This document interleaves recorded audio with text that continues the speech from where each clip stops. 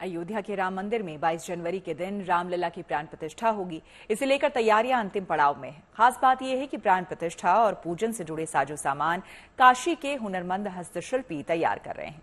इनमें 5 यज्ञ पात्र, अग्नि मंथन और मंडप पर लगने वाले 4 गदा, चक्र, पद्म और शंख शामिल हैं। वाराणसी के रामपुरा इलाके में सूरज विश्वकर्मा पूजन के लिए 9 ग्रह की लकड़ियों को तलाशने का काम भी चल रहा है। यहां से तैयार 10 सेट यज्ञ पात्र प्राण प्रतिष्ठा महोत्सव के लिए जाएगा। ज्यादा जानकारी दे रहे हैं हमारे संवाददाता रोशन जायसवाल। ये यज्ञ पात्र आइटम है।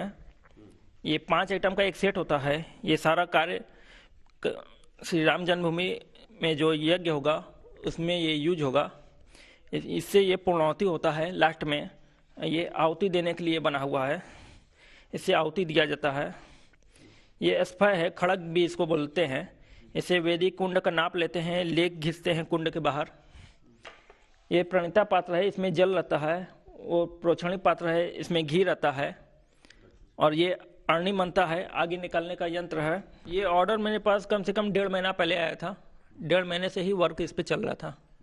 अब ये आधा करीबन रेडी हो गया है और करीबन 1 हफ्ते में पूरी ये कंप्लीट हो जाएगी।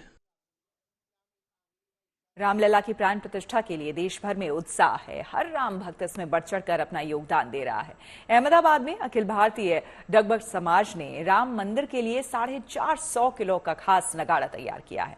यह नगाड़ा रामलला की प्राण प्रतिष्ठा महोत्सव के पहले अयोध्या तक पहुंचाया जाएगा, जिसके बाद अहमदाबाद के इस नगाड़े की गूंज श्री राम मंदिर में सुनाई देगी। नगाड़ा बनाने का काम पिछले 2.5 महीने से चल रहा है। राम मंदिर के लिए बनाए गए नगाड़े में लोहे की प्लेट का इस्तेमाल हुआ है। ज्यादा जानकारी दे रहे हैं हमारे संवाददाता अतुल तिवारी।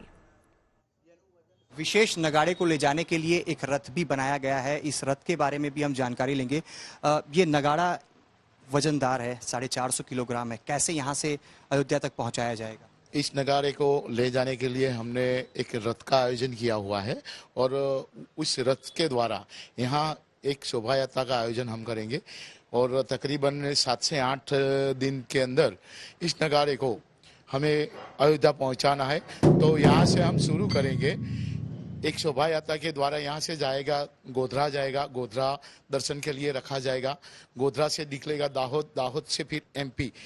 इस तरह रूट के हिसाब से जाएगा। तकरीबन 7 से 8 तारीख को हम यहाँ से निकलेंगे और 15 जनवरी के दिन अयोध्या में हम समर्पित करेंगे इस नगाड़ा को।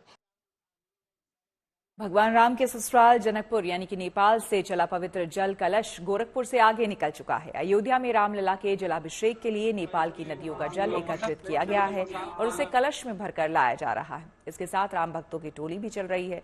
ये नजारा उस समय का है जब कलश लेकर राम भक्त गोरखपुर से अयोध्या के लिए रवाना हुए। नेपाल की विश्व प्रसिद्ध जो नदियां हैं, तीर्थ स्थल है, उन सभी स्थलों का जल इसमें एकत्रित किया गया है। जैसे कि आपका नेपाल का जो है जनकपुर का गंगा सागर नदी हो गया, आपका देवघाट का त्रिवेणी संगम है। इसमें आपका दूधमती, सप्तकोशी, नारायणी, काली, गंडकी से लेकर के मानसरोवर तक का जल यहाँ पर एकत्रित किया गया है। और इस पवित्र जहाँ कहा जाए कि एक साधारण मनुष्य का पहुँचना भी मुश्किल है, ऐसी दुर्गम मतलब नेपाली में यहाँ हिंदी में कहा जाए तो कठिन जगहों से एकत्रित करके ये जल लाया गया है।